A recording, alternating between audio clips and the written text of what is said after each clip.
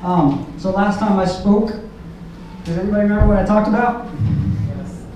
Anthony, what did I talk about? Yes, not putting masks on, not covering up what's going on underneath, being real with us, with our community, being real with each other. Thank you, Kiana, for being real and thanks for the courage. That's the example we need. We need to be real with each other so we know what's going on under our smiles, under our faces that we see Sunday mornings.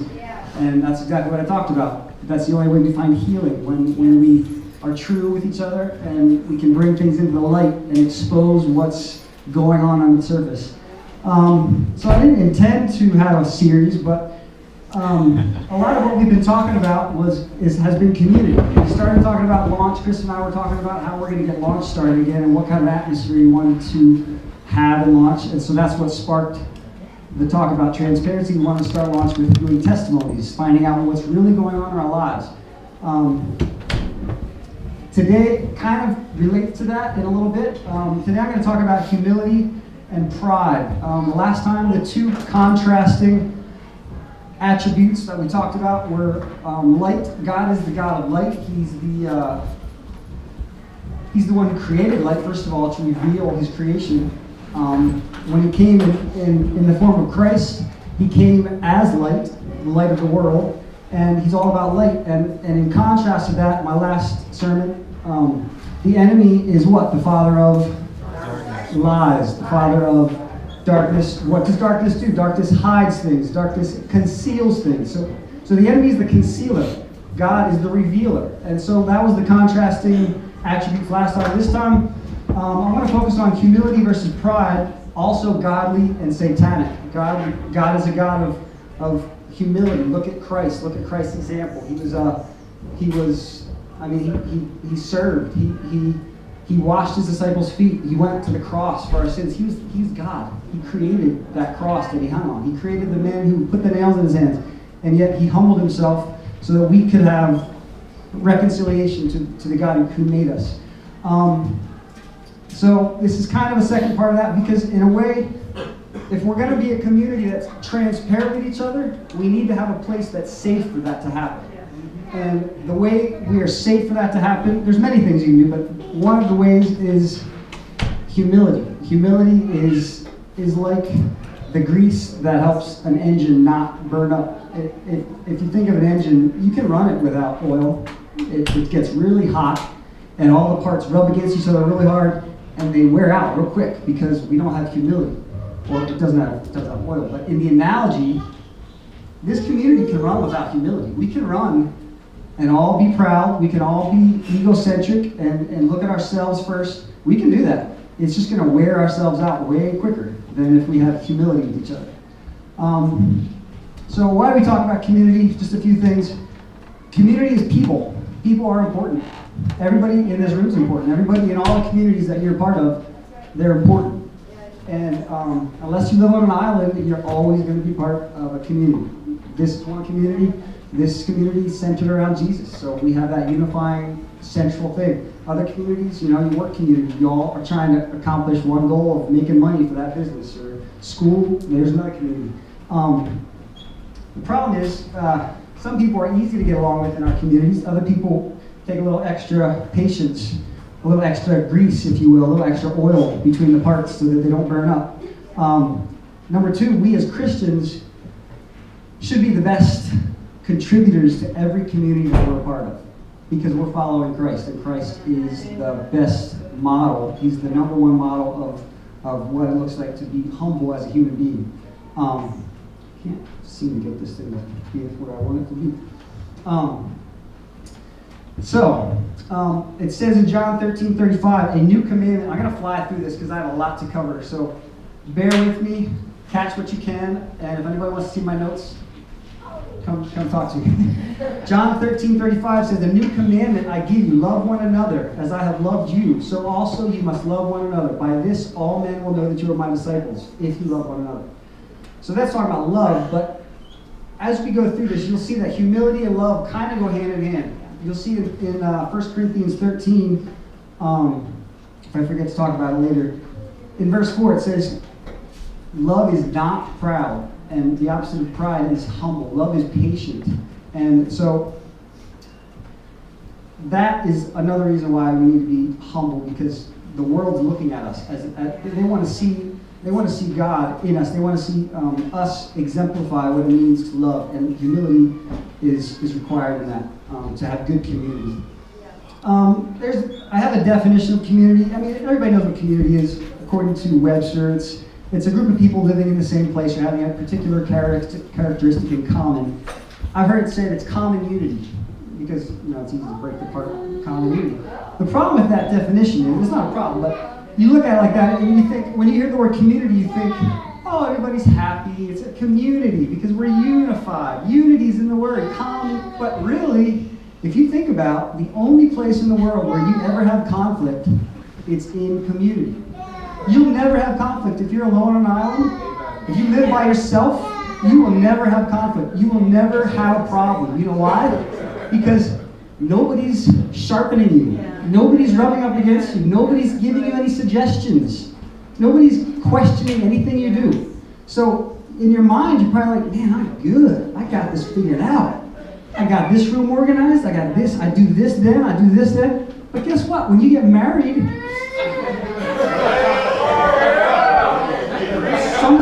somebody's right there next to you questioning, why do you do that? Why do you do that? Why do you think about it like that? So the bit of advice that I have, I was talking to Angel about this earlier this week. Don't tell me that right now. The bit of advice that I was always given, single men and women, living by yourself before you get married is the worst thing you could do.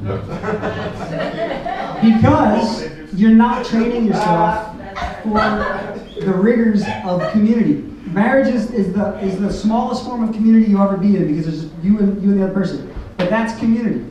Community is iron sharpening iron, and that's so the thing about community that's beautiful.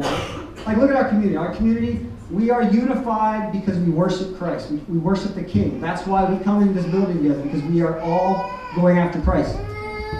The problem is we have different ages, different races, different personalities. We have different ways of problem solving. We have different ways of thinking about things. We're from different countries. We speak different languages. We're from rural areas. We're from city areas. Some of us are super organized. Other people are sloppy. Some people like to just do things off the cuff at the last minute. Some people like to plan it for like 3 weeks ahead of time. And if you think about that, that's beautiful, because we need every single part of that in the body of Christ. The problem is, because of all those differences, that's where the conflict happens. So, another reason why we're going to look at humility today. I have here, it's like a group project in high school. Anybody hate group projects in high school as much as I do? You gotta understand, I'm preaching this sermon to myself as much as anybody else, because I do not like working in group projects with people that have different personalities and different ways of problem solving. Like, I have a high standard of excellence. I want to do things the way we're going to get an A. So if I'm with a bunch of guys and you're like, man, I don't care. Let this guy do it all. You know, we'll just do it. We'll just figure it out the last one. Man, that is the most unfair situation in the world, because we all get the same grade, and 20% of the people are doing all the work. Anyway, I'm not going to go off of that, but that's what this makes me think about. But it's important. It's important. If I'm in a group project, guess what I need? Humility. Because I'm going to need to listen. I'm going to need to find out what people are, what everybody's bringing to the table, so we can figure out how we can work together. Because, believe it or not, we have to work together to accomplish something. Question I'm getting at: how do we interact with each other despite our differences and love each other in a healthy way? So the first part last week, I'll just review a little bit. Not last week. Last time I spoke, we talked about saying no to facades. And it was inspired by my work. I work as a tile installer, and this one job that I went to, I ripped off the tiles, going to put a new tile on, and the wall was completely rotten behind the surface. And that was kind of what inspired the sermon. You can't let stuff rot behind the surface. If there's stuff behind the surface, you got to rip off the tile and deal with it. So being real with your brothers and sisters, and we already talked about that. Don't hide your struggles in the dark. Bring them to the light. Find healing. God the Father of light Satan's father of lies. So that was last time. The second part, how can a community be a place where it's safe to be real and honest and free of facades and masks? You can turn to Philippians 2 if you want, or you can just listen to me. I'm going to read it. This is a really powerful passage. It's verses 1 to 8 that I'm going to read. There, Philippians 2, 1 to 8. Therefore, if anyone, no, I said it wrong already. Therefore, if there is any consolation in Christ, if any comfort of love, if any fellowship of the Spirit, if any affection and mercy, fulfill my joy by being like-minded, having the same love, being of one accord, of one mind. Let nothing be done through selfish ambition or conceit. That's the key verse right here. But in lowliness of mind, let each esteem others better than himself. Let each of you look out not only for his own interest, but also for the interests of others. Let this mind be in you, which also was in Christ Jesus, who being in the form of God did not consider it robbery to be equal with God, but he made himself of no reputation, taking the form of a bondservant. He was a slave, basically, in this analogy. And coming in the likeness of men, and being found in appearance as a man, he humbled himself and became obedient to the point of death, even the death of the cross, which, as many scholars would say, would be one of the most humiliating deaths that you could have suffered back then. So there's a lot in that verse. We could probably preach 3 different sermons on that.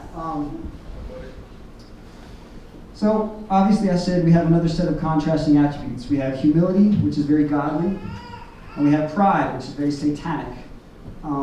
I found myriads of quotes on this. C.S. Lewis had a really good one. I feel like I'm speeding through these. I don't want to read all of them.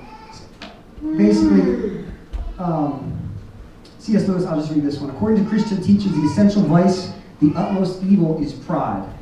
Unchastity, anger, greed, drunkenness, and all that are mere flea bites in comparison. It was through pride that the devil became the devil. Pride leads to every other vice. It is the complete anti-God state of mind. Anti-God. We don't want to be anti-God. It is pride which has been the chief cause of misery in every nation and every family since the world began. I have more. I'm not going to read them all. Jonathan Edwards was really eloquent. He was a revivalist in the 1700s. Let me read his real quick. The first and worst cause of errors that abound in our day and age is spiritual pride. This is the main door by which the devil comes into the hearts of those who are zealous for the advancement of Christ. It is the chief inlet of smoke from the bottomless pit to darken the mind and mislead the judgment. Pride is the main handle by which he has hold of Christian persons and the chief source of all the mischief that he introduces to clog and hinder a work of God. I would love to sit under Jonathan Edwards when he was preaching, but he's a really, just study his stuff sometime if you want some good theology. So many scholars would say that pride is the root of all sin. All sin starts with pride. I don't know if you've heard it talked about. Does anybody know when Satan, like what caused Satan to become Satan? Like, does anybody know the story? He wanted to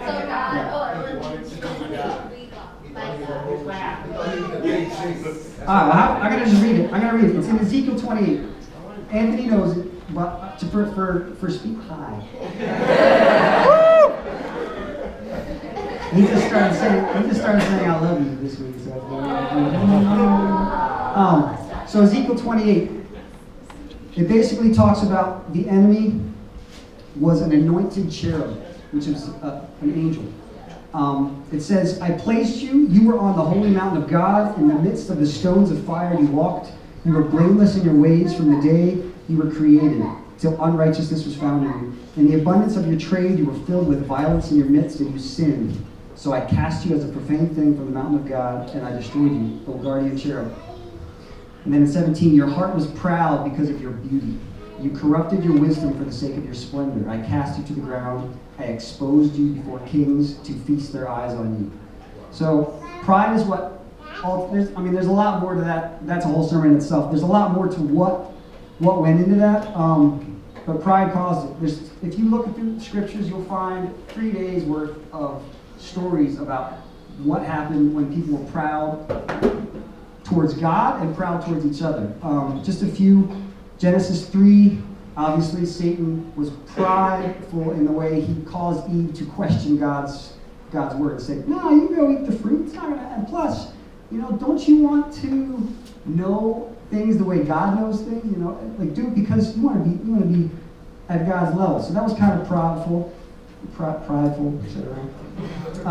King Uzziah, read that. It's a really crazy story in 2 Chronicles 26. Uzziah became super powerful. His pride led to his downfall. He started thinking that he could do the things that the priests were doing, but God had made it specific that only the sons and the descendants of Aaron were supposed to be doing the priestly stuff. And Uzziah was like, nah, I can do this. I can go in and burn some incense. And God struck him with leprosy, and he died. Haman, you guys all know about the story of Esther. He reacted out on stage.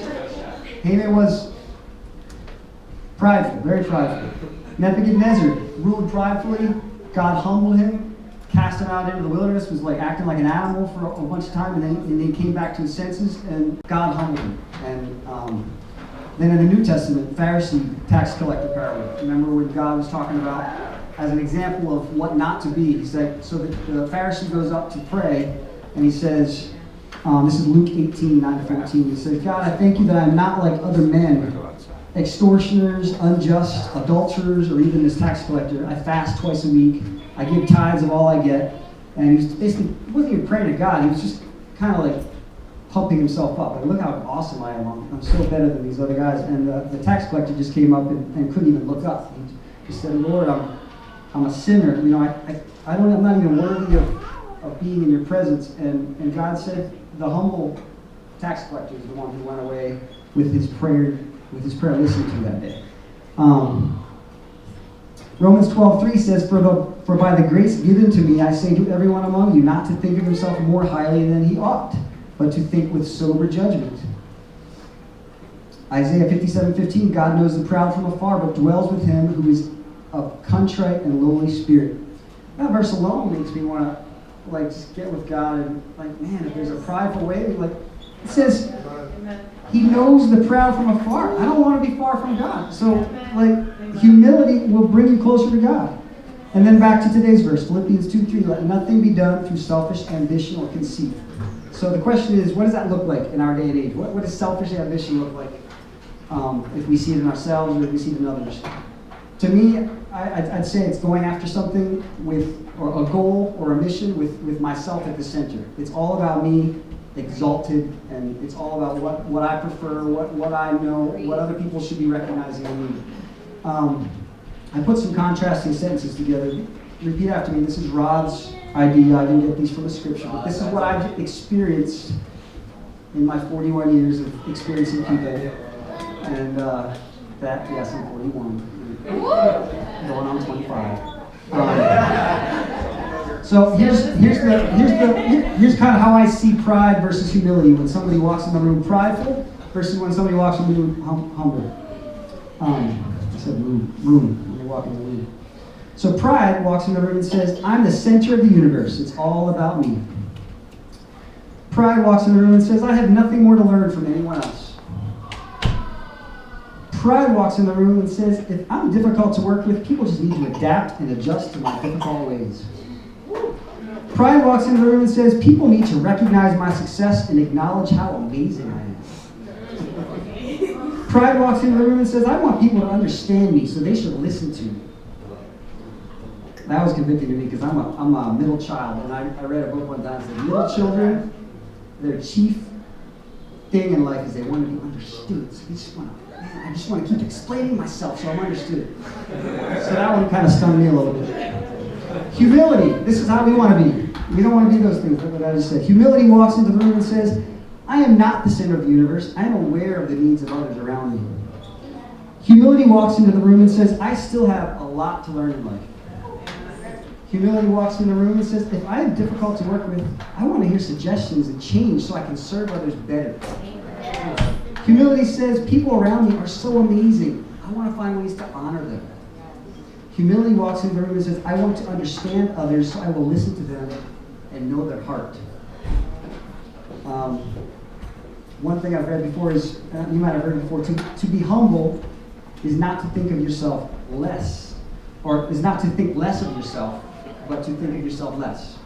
So When I say humility, don't think I'm saying you should be self-deprecating. Man, I'm just horrible. I just can't do anything. No, that's often a source of pride. That's often people are like, I feel good, so I'm going to put myself down so I can kind of melt some compliments out of people. That's kind of like reverse. We kind of do that. That's a whole other sermon itself. But yeah, it's basically just thinking about ourselves less. And when we walk into a room, when we see a group of people, we're not conscious. I'm not conscious of Rod and what Rod needs to get out of this group of people. I'm conscious of, man, how can I go find something out about Dominic this week and find out what he's struggling with and what he's joyful about? How can I talk to Marv and find out about things that I can connect with him about? And how can I lift other people up that might be down? Humility, another point, humility is wisdom.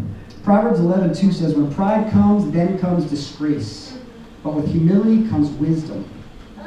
James 4:10 says, humble yourselves before the Lord and he will lift you up.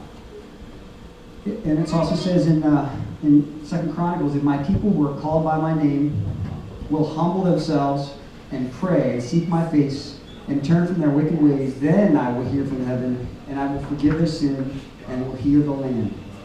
There's so many stories in the Bible. In the Old Testament, you read the story of the Israelites, there's so many times where everything's going well and they get proud. They're like, nah, I don't need God. And then God sends something to humble them. And they're like, oh, God, we're really sorry. You know, you took out 40,000 of our people. Now we're humble. And then things go well because they're humble. And then things go, that wasn't scriptural. I don't know. No, I'm exaggerating. But that pattern happens a lot in the Old Testament where the Israelites get proud, they think they can do it themselves, and then all of a sudden something happens and they're humble. Or they realize what's smart is it's wise to realize you need to be humble before you get humble.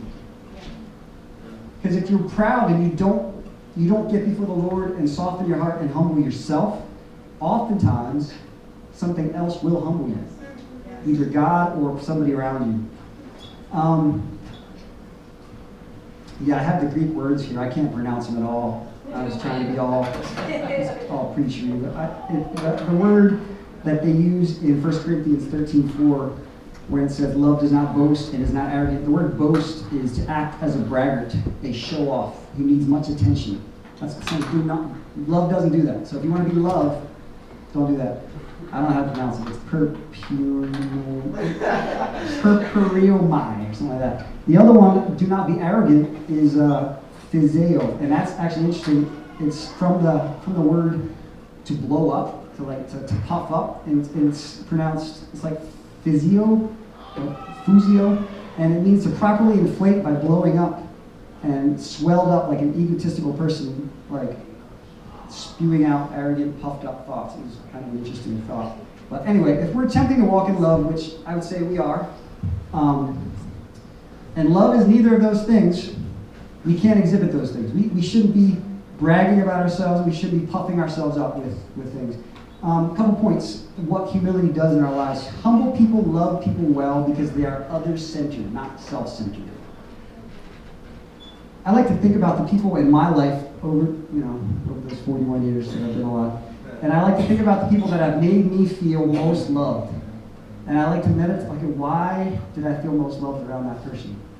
And then I want to imitate them. I want to do what they're doing to other people because they did a good job. I think that's a great way to find out, your role models in life. Who makes you feel most loved and why? And then imitate them. Me personally, I feel loved when someone takes the time to get to know my heart. Not just because I'm a middle child and I want to be understood, but just because, everybody wants to be known under the surface. You don't want to just have somebody say, hey, how's the weather? How's your job? See you later. Every single time. Like, you want somebody, and you can't be deep with everybody. Understand that, a community, there's different levels of friendships. We all understand that. But, and I said I feel unloved when someone always talks about their own stuff, never asks me about my life. I work with construction guys, and I'm not sure how to say this sensitively. I probably won't say it sensitively, but they confirm the stereotype. They're prideful, and I'm not holding it against them because if they don't know Christ, they don't know better. They're doing the best they can to be who they are. And so, if I'm on a job with the stereotypical construction guy, they'll never ask me anything about how I'm doing. They'll never, like, if we have to work together, it's all about them, all about stories they want to tell me, and the whole day is them. And I come home and say, oh, I found out a lot about this guy. He never asked me anything about me, which is fine. And so that's what I'm saying. Humility will cost you. If you want to be humble in a world that is full of narcissism and pride, sometimes you sacrifice being loved if you're with somebody who doesn't quite know how to do it well. That's why love is patient, love is kind. You're patient with people, and you look for ways to introduce them to the truths of God. I have experience out of college. I met some people that were starting a church. It's called a Aletheia Church. They were a family from California who came out. They had a vision to start a campus ministry, and I met them probably about 2 months into it. They had rented a space that they were meeting in near JMU, James Madison University, and it was really cool that I kind of got involved with them, and I was kind of, it's a long story, but I was kind of done with another church that I was a part of it, and I was like, yeah, I feel like I resonate with what you guys are doing. They were all about outreach. They had a very straight strategy for reaching the lost, and they would go Saturdays, several times a week, to door talking to people, inviting people to church, telling people about the gospel, and I was like, man, I want that. So long story short, I got involved with them. I was part of their leadership team as we grew, and one of the strategies they had to love people well was they focused on this passage, Philippians 2, and we called it Rocking Philippians 2. And it was all college kids, so we spoke like college kids. Yeah, let's rock some Philippians 2. So, basically that means when somebody walks in the door, you pummel them with questions. You talk to them, you show interest in their interests, just like Philippians 2 is telling us. And at first I was like, yeah, that was fake, because we're just, contriving. But the strategy worked. Like, think about the times when you walk into a room and somebody comes up to you, focuses on you, looks at you, and asks you direct questions about your life. You feel important, you feel loved, you feel respected, honored, and everybody likes to talk about themselves. And that's not. I mean, we're human. We all like when somebody asks us to tell them about ourselves. Is that correct? You guys all like? So that was our strategy. Our strategy. So real. Yeah, that's why Facebook's so. We all want to tell it, even if nobody asked. So that's what our strategy. One of our strategies was for showing people came in the door. We wanted them to come back, and if they came back, we wanted to know something and remember something about our conversation. So we strategized to be intentional about doing that. We try to learn their names, we try to learn their work, we try to learn everything about their family that we, without taking 2 hours before church, but, and it worked. People kept coming. The church now has like 7 plants. There's one, I don't even know where they all are. One's down in Tampa Bay, one's still in Harrisonburg, Virginia, where I went. There's about 6 or 7 plants, and it was part of the Southern Baptist Convention, but that church revolutionized some things, and the other leaders in that, I don't know what you call it, I guess it was a convention, a conference, I guess, they kept asking the leaders to come to their meetings, tell us what you're doing, because you're growing way faster than all the other churches. And we would go to other churches and we play our rock. I was in the worship team. We play our crazy music and try to like liven up other Baptist churches, and it was very interesting. It reminded me a lot of Feel the Street. It was kind of like a lot of young people, and anyway, it just taught me that humility is a great strategy. Another thing is humility helps communities accomplish goals, and I thought about this mostly in businesses. If you're in a business, it's made up of many departments. And all those departments need to collaborate to accomplish one thing, to make money. Humility, like I said before, it helps all those parts work together without driving each other crazy. Example, I work as an installer. There's about 30 of us in-house installers at Martin's, and there's a scheduling office that kind of controls where we go, when we go. They're kind of like the air traffic controllers of our company. And I'm kind of like the pilot. They just kind of send me out, and I come back in and get another flight plan, they send me out.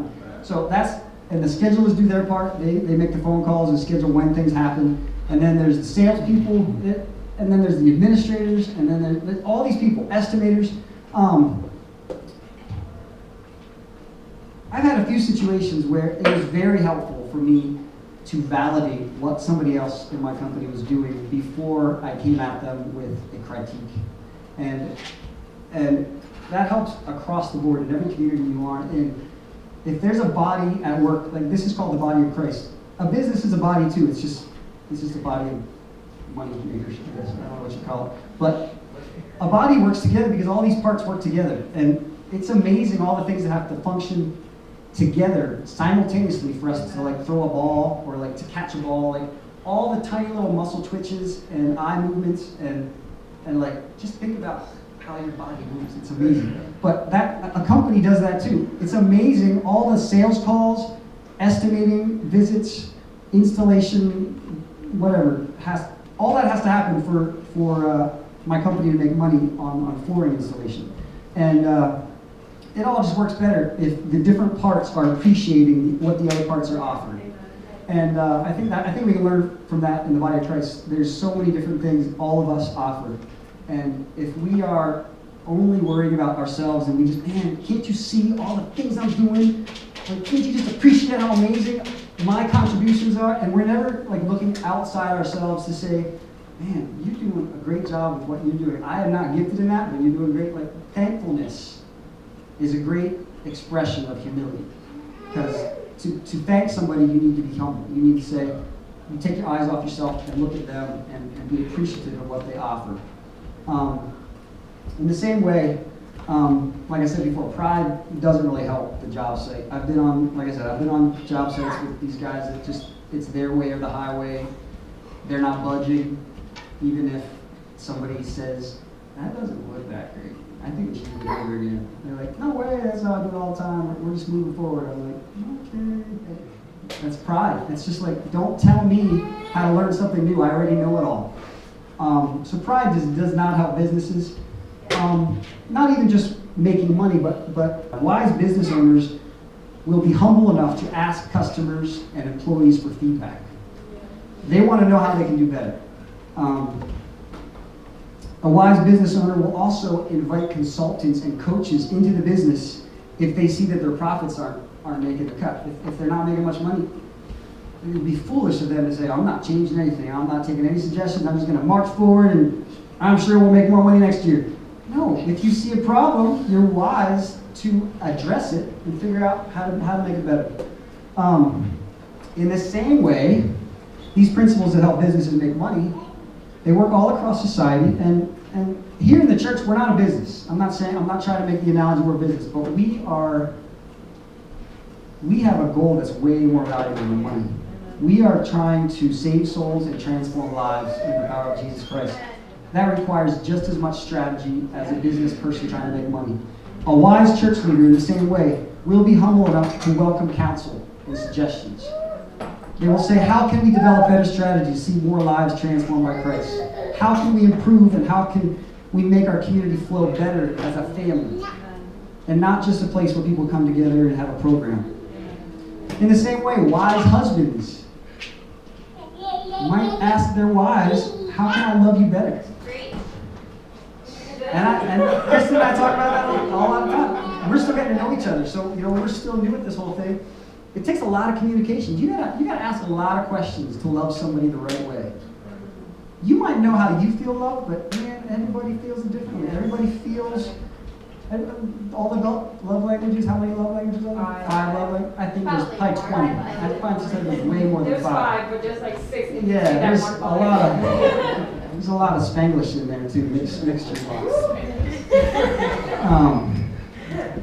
Wise parents will humble themselves and examine their family and acknowledge the dysfunctional parts and seek counsel to pursue learning and how to parent better.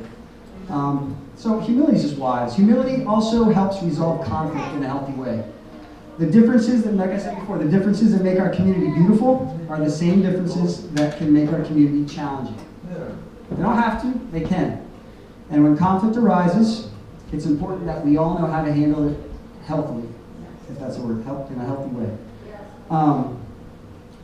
So again, this is my opinion, this is my experience, but in my experience, one of the things that hinders deep, healthy relationships and godly relationships the most is people that allow conflicts and hurts and pains to exist under the surface without being confronted.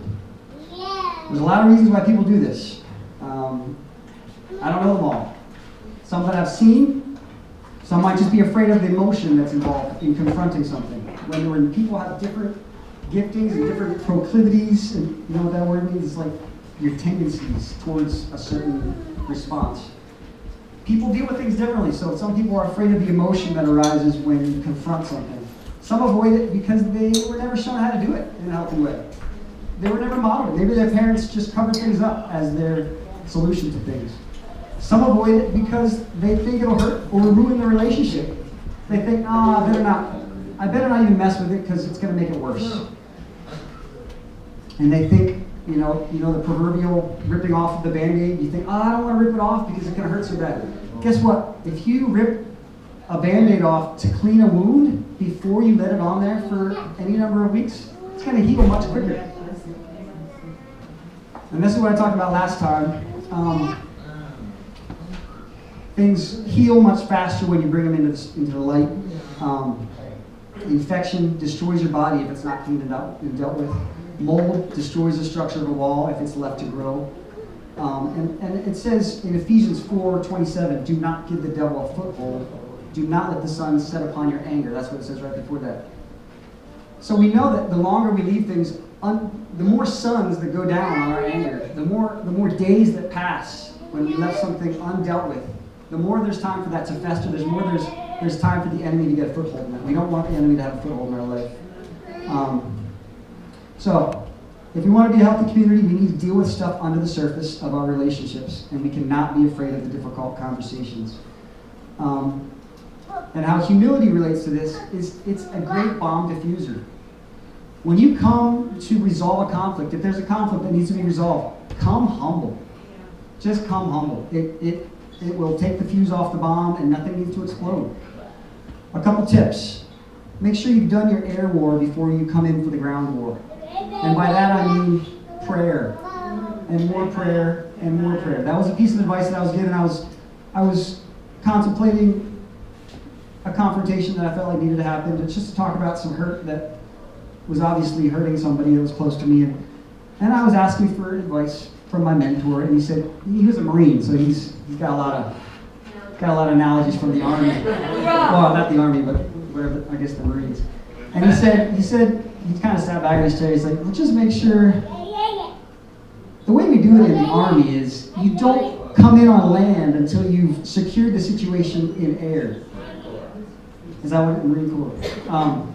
And I was like, okay, but I just want to go in, I just want to go in and talk, I'm a talker, I want to just get right in there and get everything out on the surface. And it made me think, that's true. Like, start with prayer. Do your air war first. Second one, come to the situation quick to listen, slow to speak, and slow to get angry. That's from James 1:19. Next one I have is read 1 Corinthians 13 like 100 times. Just over and over again. Amen.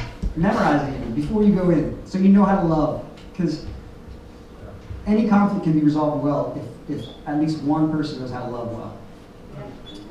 And then last one, just examine your heart before the Lord. Make sure you're coming in humility and not in pride, not because you're trying to prove something. Bottom line again, pride is very satanic. Humility is godly. We want to be godly. We're forever in a process of eliminating prideful mindsets and increasing humble mindsets. It's not something that we can do in one day.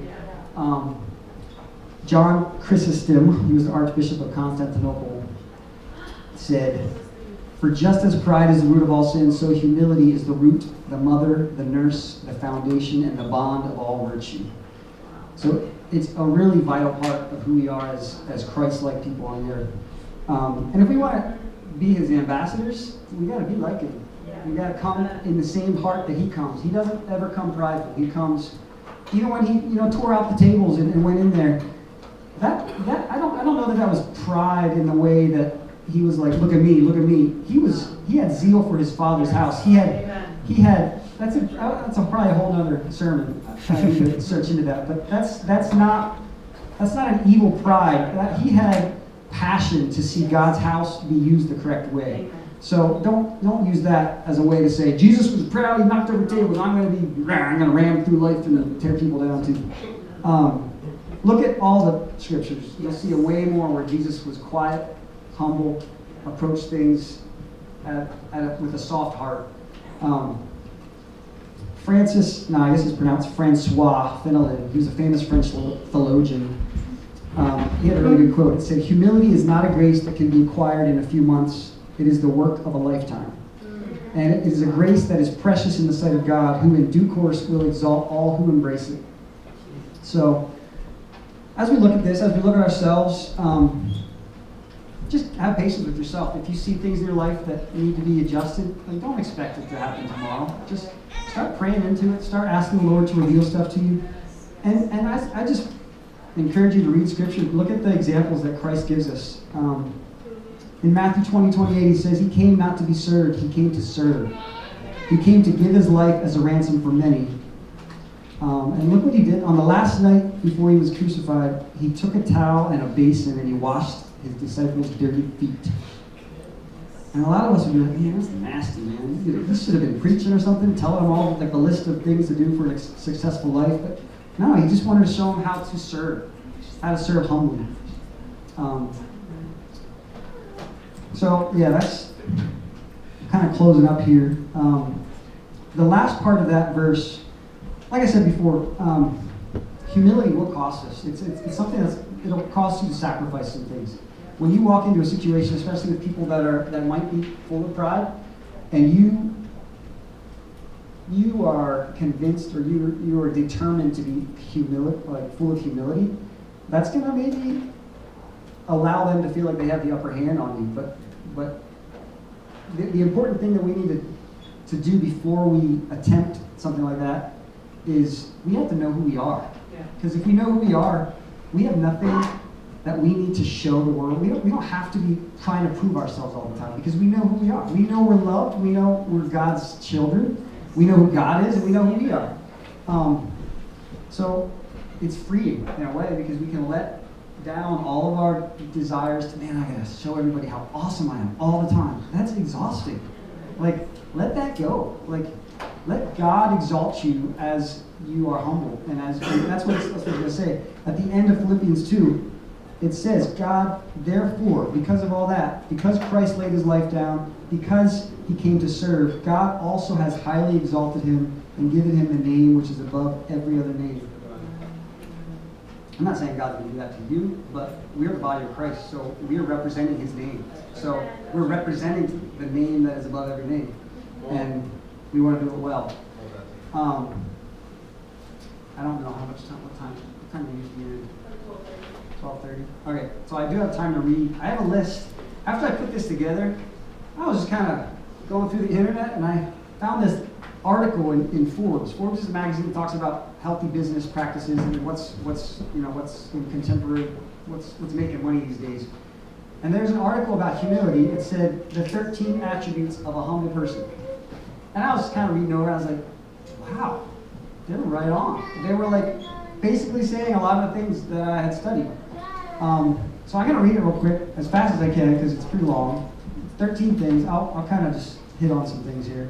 And then I want to just spend some time while we take the offering. I want to listen to the song by Laura Hackett, The Lowest Place. Have you heard that song? Where the words are, the river rushes to the lowest place. The river of God rushed in. What's the lowest place? The most humble person is the lowest place.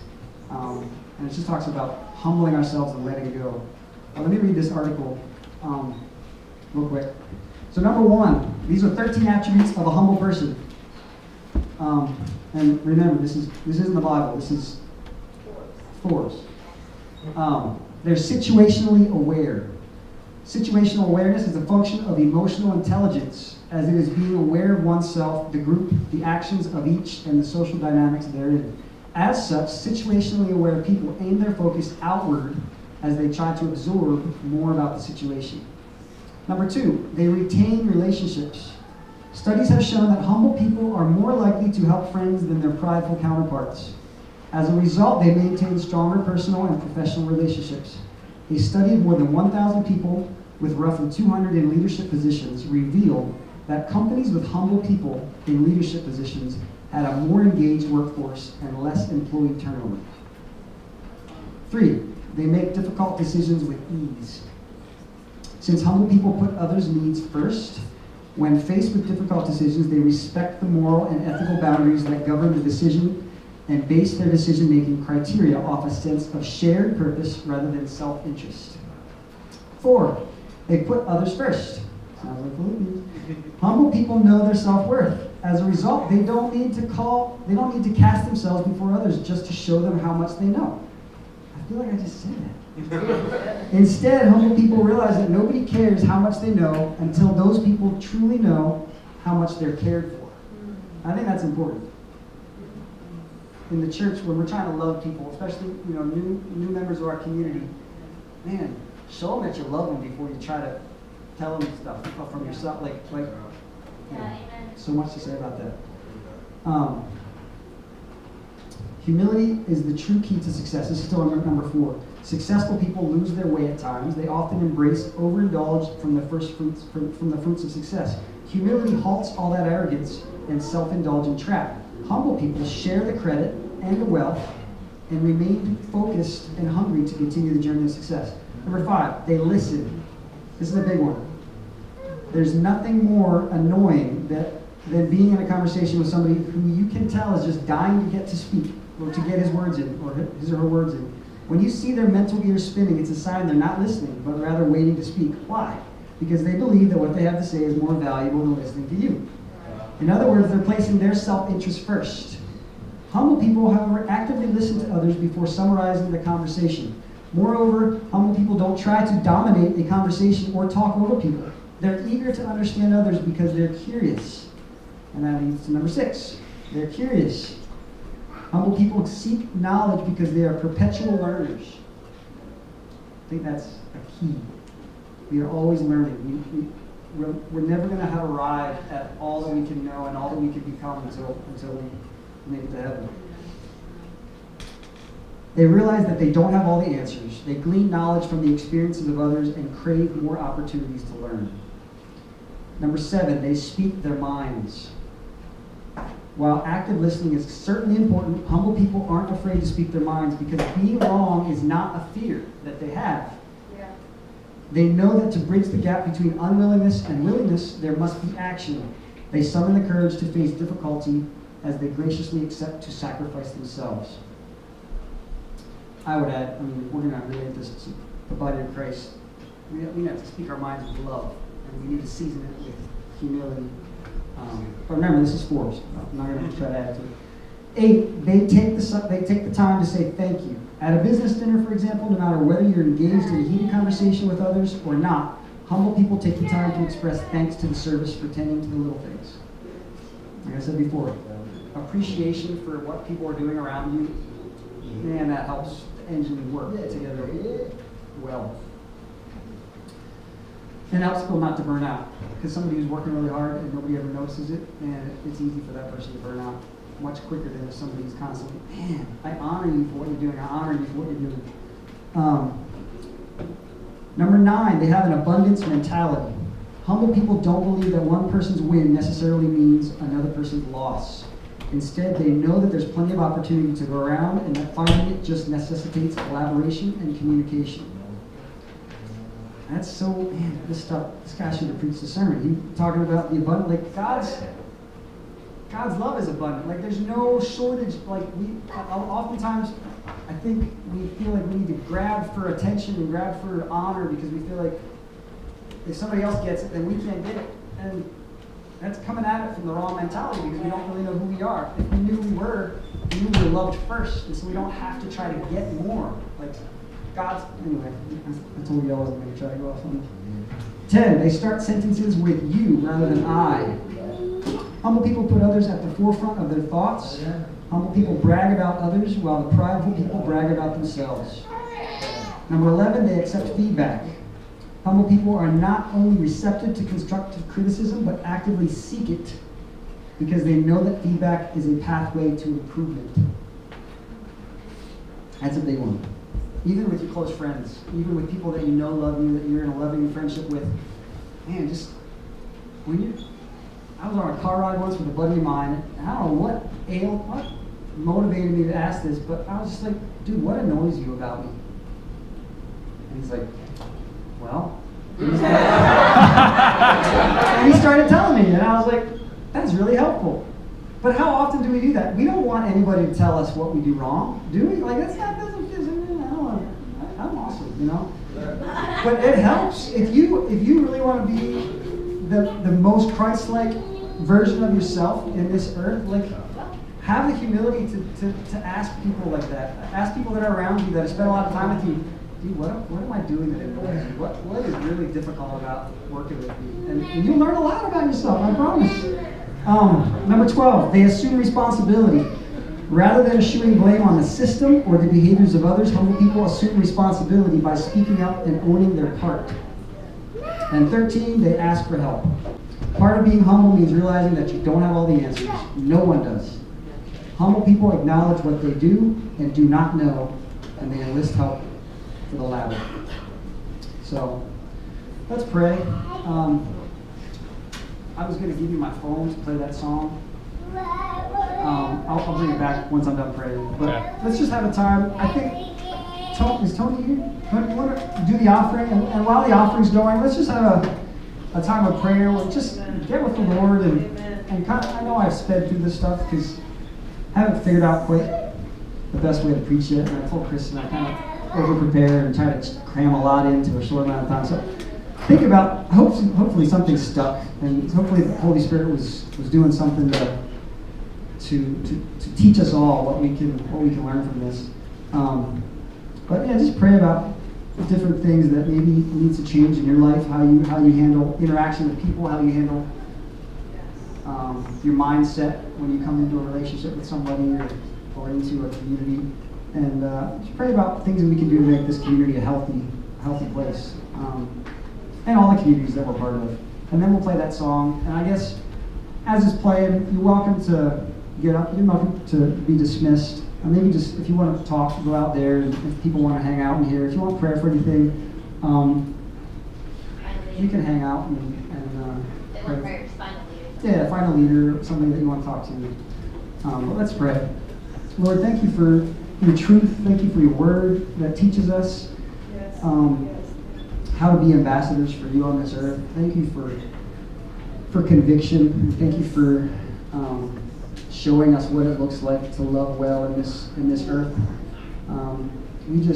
We open our hearts before you. We open our minds, and we just ask you to always be at work, always be free to remind us of areas that are not loving or not representing you well in our relationships and in our communities. And we just ask that for Feet on the Street, that you would give us the wisdom to be a healthy community. Give us the right strategy and the right wisdom to grow into the church and to the body of Christ, this little corner of Reading that you want us to be, to reach the people that you want us to reach. That people would feel loved and known when they come in these doors and in this community, that this would feel like a family, that is safe to be transparent and real. And it wouldn't be a place where people have to put up facades and put up pretenses and kind of lie to each other, but we could be real and we can keep things in the light on a regular basis. We thank you, Lord, for humility. Thank you for modeling that, and we just thank you for the truth that you showed us this morning. And just go with us this week. Give us opportunities to put it to work and to apply it to our lives, however it